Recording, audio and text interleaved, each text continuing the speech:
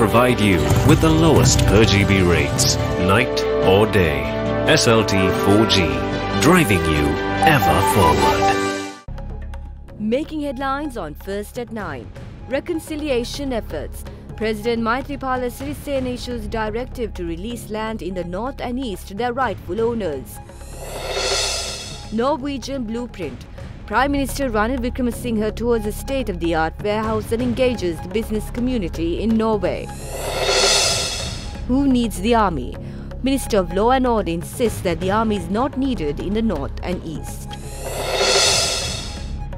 All aboard. SLFP backs austerity measures announced by the Minister of Finance. I think it's a very responsible, very open, very transparent statement that doesn't say anything negative about the economy. Putin's wrath. The Russian president dismisses ex-Vice Skripal as just a traitor. Let's nurture fresh colors seen by little eyes, guided by the light of our love. This space is for your little one. Adding flavor to World Children's Day. Tiara.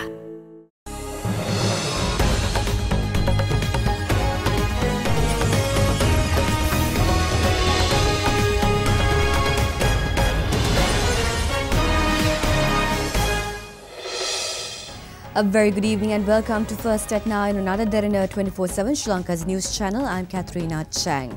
Now on to your top story tonight. President Maithripala Sirisena instructs relevant officials to conclude the land releasing process in the north and east before the 31st of December, ensuring land is returned to their rightful owners. The head of state revealed his directive while addressing the Presidential Task Force meeting held on the development of the two provinces. The Presidential Task Force on the Development of Northern and Eastern Provinces met under the patronage of President Maithripala Sirisena last evening.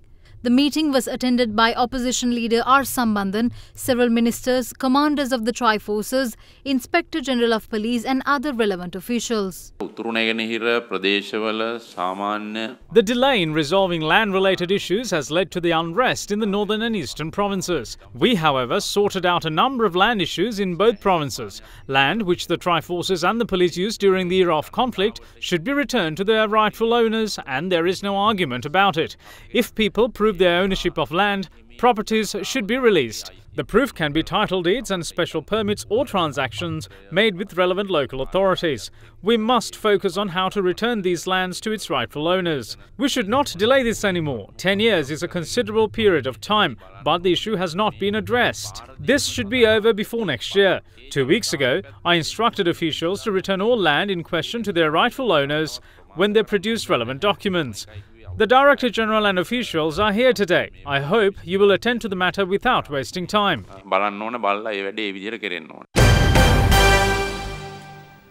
Prime Minister Ranil Wickremesinghe kicked off his official tour of Norway today with an observational tour. The Sri Lankan delegation led by the Premier toured the XXL warehouse complex in Oslo, which is operated with robotic technology.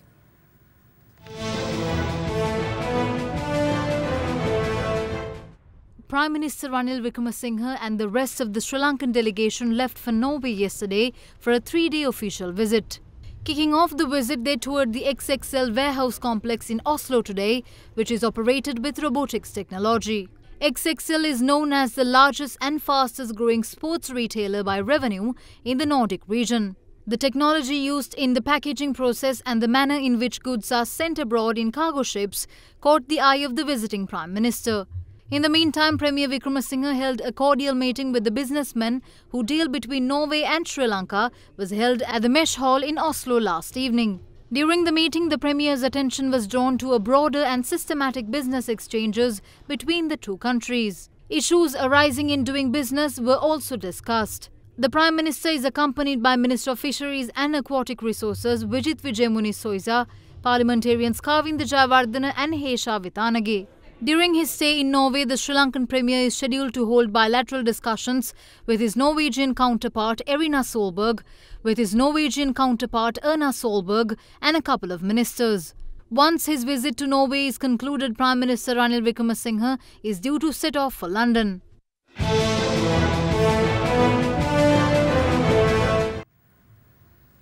Minister of Law and Order Ranjith Bandara is of the stance that the army is not required to curb crime in the north and east.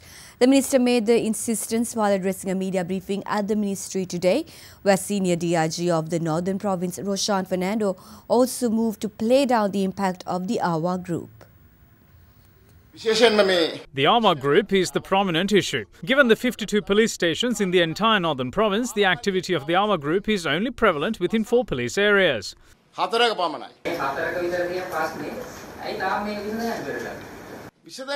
There is nothing to resolve. They are common occurrences across the island.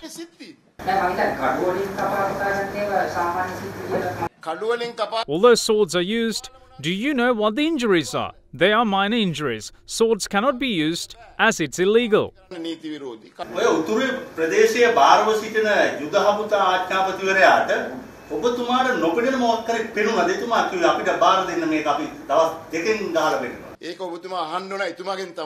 You have to ask it from him. He must see a certain issue differently to what I see. There is no need to deploy the army in the north and east. Everything is at a level the police can handle and they have controlled it. The latest situation is that the Awa group has split into 2 and are fighting each other.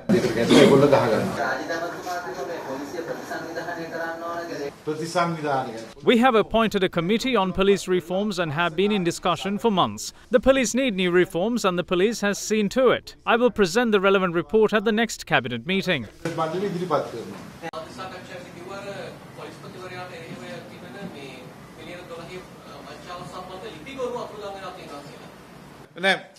No, our secretary says that there is no such thing.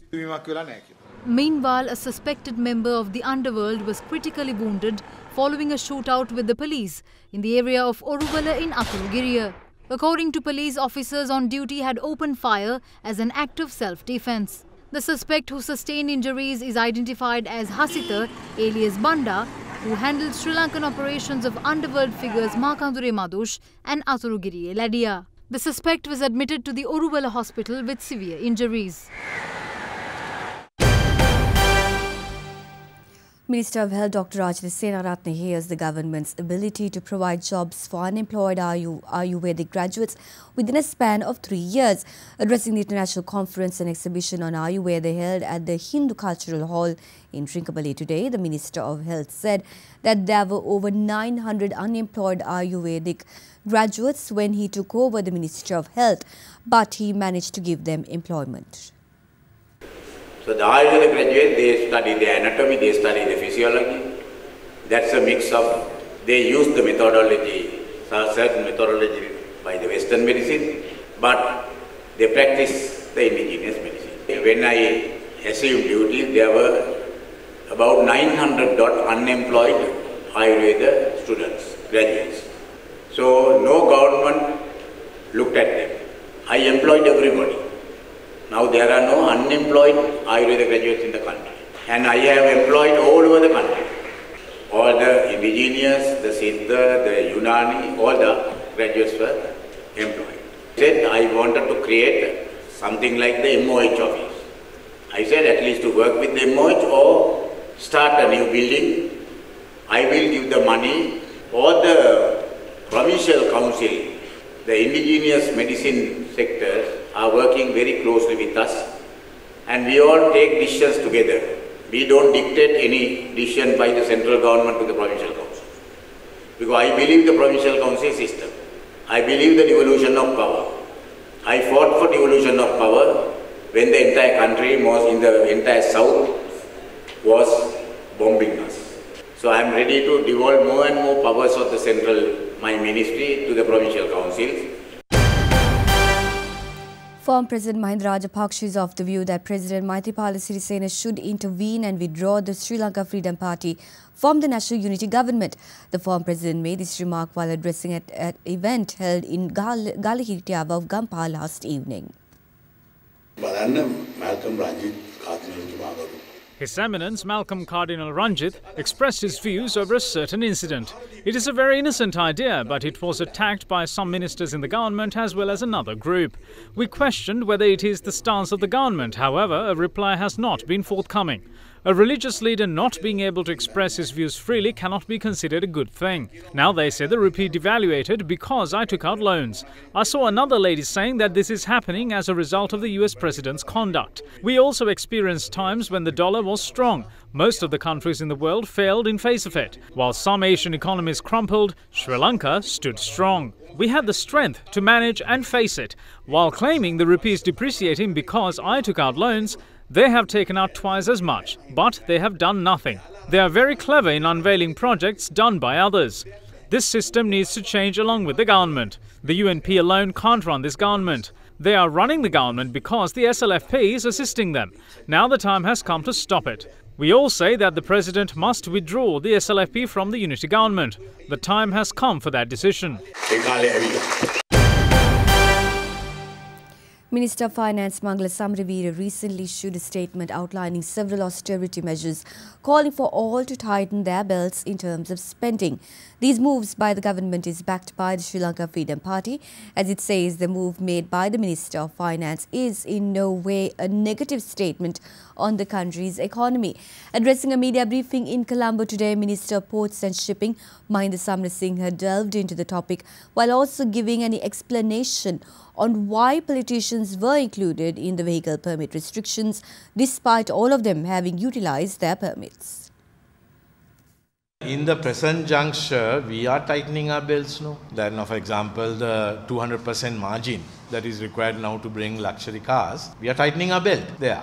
Right? Stopping vehicle permits being issued for 1 year for government servants to public officials as well as politicians. When Chief Minister Vigneswaran's cabinet paper was presented by a local government minister asking for his vehicle permit to be given to him, the entire cabinet was of the view that since a policy decision has been announced by the Minister of Finance, that exceptions can't be made to the Chief Minister of the Northern Province. So, coming out with a statement by the Finance Minister to say, let's tighten our belts, I think it's a very responsible, very open, very transparent statement that doesn't say anything negative about the economy. What it demonstrates is that we are facing challenges now. Public officials and government officials also have been using their permits, which have been issued, but there are a few thousand more who have applied and who are waiting in the pipeline. Now, when a decision is taken, you have to make it applicable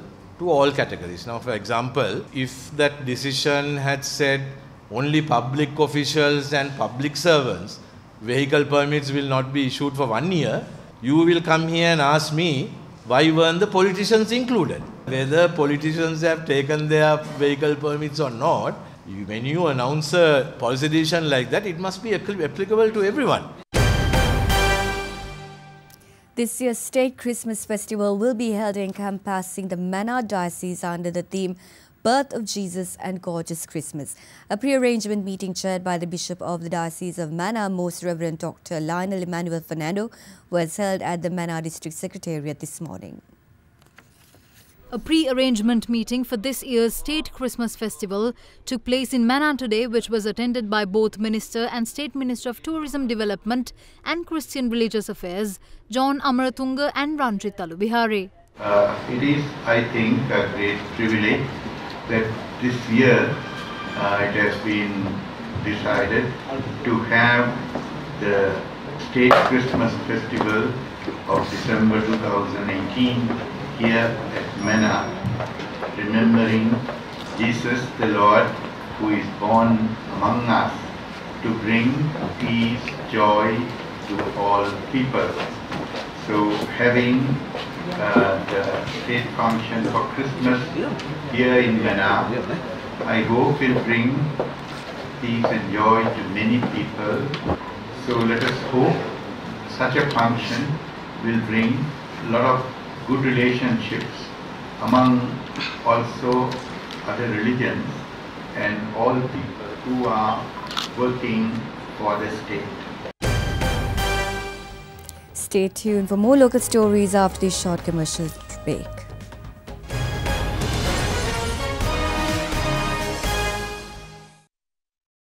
You are watching Sri Lanka's award-winning news channel, Other Derana 24/7.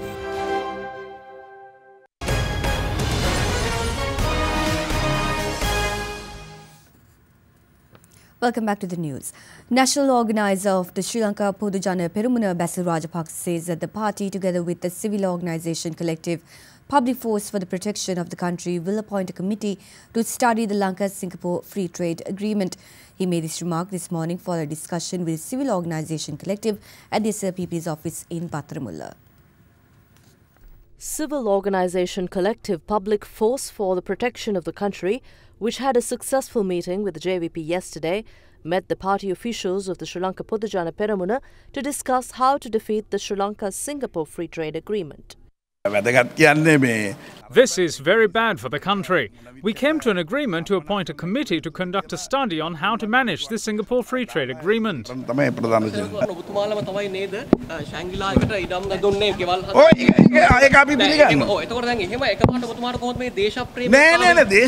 We made an investment. We admit it with pride. But they go ahead and unveil the fruits of those investments.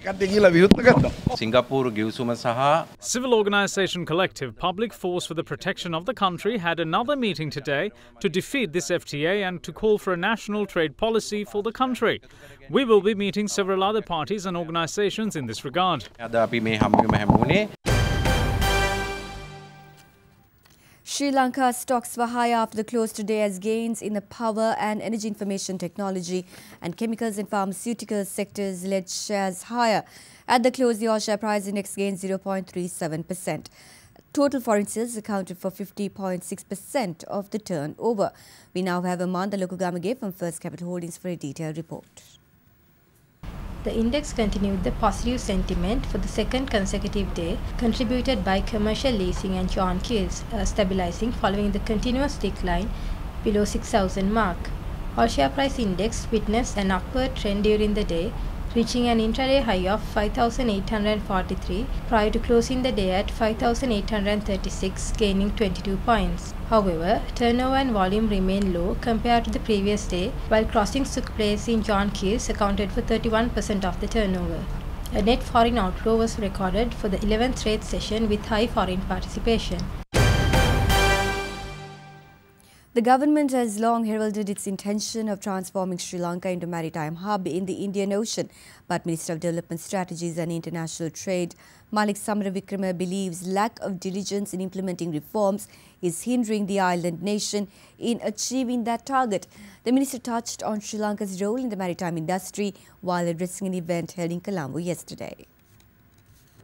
The launch of the Global Alliance for Trade Facilitation project, titled Positioning Sri Lanka as a Hub for Multi-Country Consolidation Services, was held under the auspices of Minister of Development Strategies and International Trade, Malik Samaravikrama, yesterday. The event was organised by Global Alliance for Trade Facilitation, Women in Logistics and Transport, as well as Verite Research. For years now, we have heard the familiar sentiment that Sri Lanka is primed to be a maritime hub in the region. But we simply haven't done enough in the past decade or so to actually make this happen. We had postponed much needed reforms. There's a lot of talk about the potential, but not enough on the actual things that we need to do to realize the potential. This multi-country consolidation project will be a very specific and impactful initiative that will help to realize this potential. I'm also very happy to inform you that the coastal shipping agreement between Bangladesh and Sri Lanka will be signed very soon after receiving cabinet approval.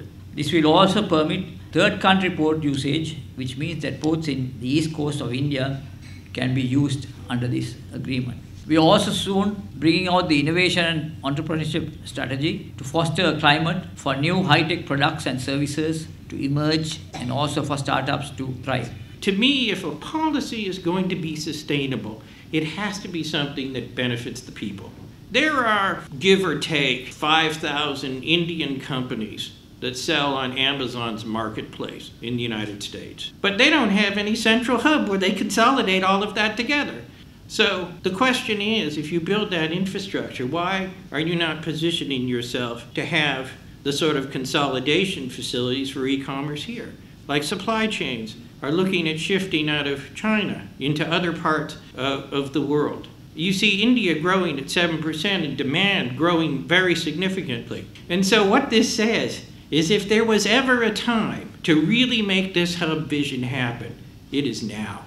One of the challenges that you have is that transshipment, which is a very big part of the business in the Port of Colombo, is fickle. It is the most fickle of all businesses. And you've seen cases in the past where lines have made very rational business decisions from their perspective, and they've moved from one port to another. Now, to me, the trick here is what I call stickiness. How do you make sure that you are not dependent on the most fickle of all businesses? Well, this is about deepening the base. Of course, the one way to make sure that the shipping lines are continuing to call is to continue to expand those services. The Sri Lankan rupee fell to an all-time low of 170 rupees per dollar today, weighed down by greenback demand from importers and foreign banks to pay out investors selling government securities. The rupee has weakened 0.53% so far this month, after it fell 4.7% in September against the dollar and 1.2% in the previous month. The rupee has declined 10.76% so far this year.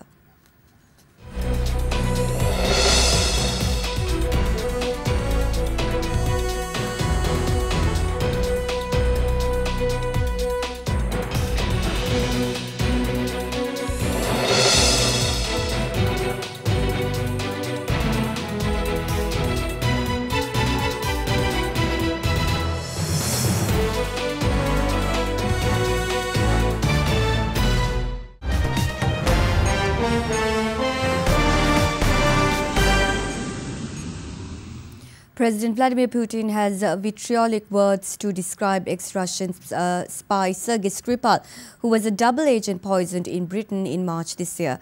Speaking yesterday, Putin labelled Skripal as a scumbag who betrayed Russia. The sentiment is also shared by many Russians. Russian President Vladimir Putin said yesterday that Sergei Skripal, a Russian former double agent, poisoned in Britain along with his daughter in March, was a scumbag who betrayed Russia. Russia denies any involvement in the affair, which has deepened its international isolation. I see that some of your colleagues are pushing the theory that Skripal was almost some kind of human rights activist. He is just a spy, a traitor of the motherland. There is such a concept, a traitor to the motherland. He was one of those. Imagine, you are a citizen of your own country. Then you have a man who betrays his own country. How will you or anyone sitting here, representative of any country, take him? He is simply a scumbag. That's all. Meanwhile, the UK government has accused Russia's military intelligence service, the GRU, of being behind 4 high-profile cyber attacks. The National Cyber Security Center says targets included firms in Russia and Ukraine, the US Democratic Party and a small TV network in the UK. World Anti-Doping Agency computers are also said to have been attacked. British police think the men who carried out the Skripal poisoning worked for the same group. In the meantime, the Russian president also took a pop at the US President Donald Trump, holding him accountable for rising oil prices. Putin said that it would be better Trump did not intervene to try to manage oil markets to gain a competitive advantage with the help of political instruments. He said the price has risen because of the US sanctions against one of the top OPEC producers, Iran, and that Russia would be happy with the oil price at $65 to $75 per barrel. Let's now take a look at other emerging stories from across the globe. A court in Peru has reversed a pardon granted to the country's ex-president Alberto Fujimori. Fujimori was pardoned in December on health grounds, 9 years after being found guilty of having links to death squad and 2 massacres. But a court ordered him back to jail after a victims group won an appeal against the decision made by then-President Pedro Pablo Kuczynski. Fujimori is admired by many in Peru for ruthlessly crushing Maoist rebels in the 90s, ending a conflict that cost tens of thousands of lives. The US says it will pull out of a decades-old treaty with Iran, which was used by Tehran as a basis for a case at the International Court of Justice. Iran took the US to court after it reimposed sanctions on the back of abandoning a nuclear deal in May. Iran argued that decision violated the terms of the 1955 Treaty of Amity. A far cry from a fairy tale stagecoach, pumpkin pedal boats are making a splash in Germany. On the Krillschoffer Lake, people took to hollowed out giant pumpkins for the third annual pumpkin race yesterday. A wet and wobbly affair, participants have to paddle across a 35-meter course to hit the finish line with their oar faster than their opponents. The pumpkins are grown specially for the race and need to weigh a minimum 250 kilos. The heavier the participant, the heavier the pumpkin needs to be. We'll join you with sports news. Stay tuned after this short commercial break.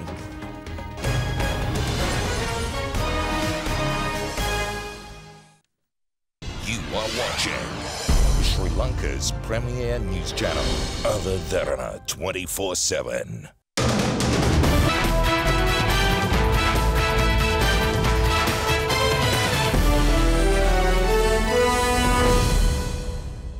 Grigor Dimitrov lost to an unseeded player at the Japan Open yesterday, while Argentine Juan Martín del Potro continued his fine form, securing a place in the quarterfinals. Now, there were also wins for Australia's Nick Kyrgios and big serving South African Kevin Anderson. Australia's Nick Kyrgios beat Yoshihito Nishioka 7-5, 7-6 in Tokyo yesterday to reach the Japan Open round of 16. Kyrgios was made to work hard by the 23-year-old Japanese player, but the world number 27 was always in control of the match. His next opponent is Frenchman Richard Gasquet.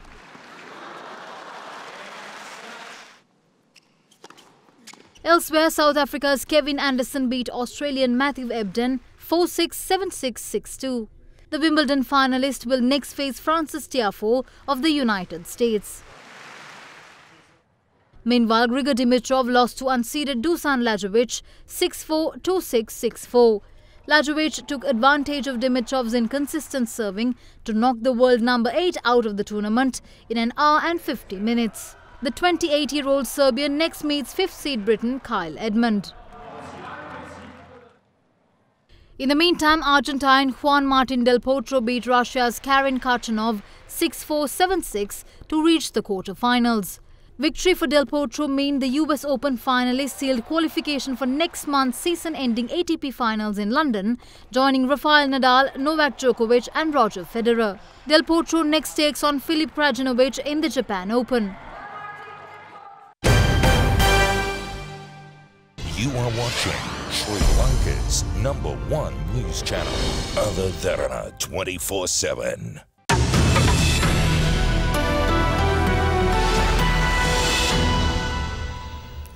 Looking at your weather forecast for the next 24 hours now, temperatures will vary between 21 and 30 degrees Celsius, with the eastern province said to be much warmer than the rest of the country.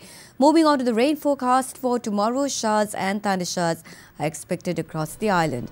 We urge the general public to be vigilant on the prevailing weather situation over the coming days, as lightning activity may pose a danger to human life.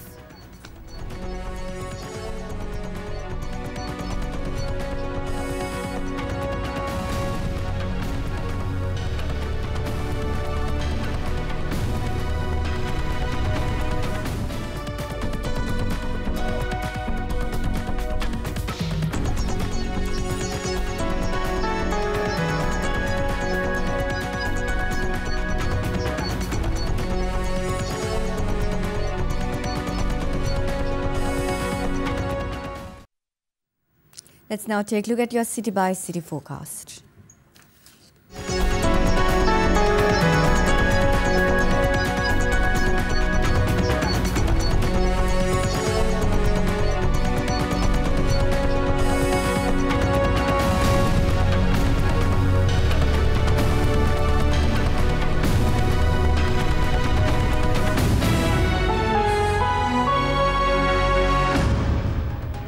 And before we go, we'd like to take you to the Lakshapana Falls, the 8th highest waterfall in Sri Lanka, with a height of 126 meters and the 625th highest waterfall in the world. Lakshapana Falls is located in the area of Maskele in Nuwara district. The fall gives its name to twin hydroelectric power stations, Old Lakshapana Power Station, which generates 50 megawatts of electricity, and New Lakshapana Power Station, which generates 100 megawatts. We hope you enjoy these visuals and have a pleasant evening.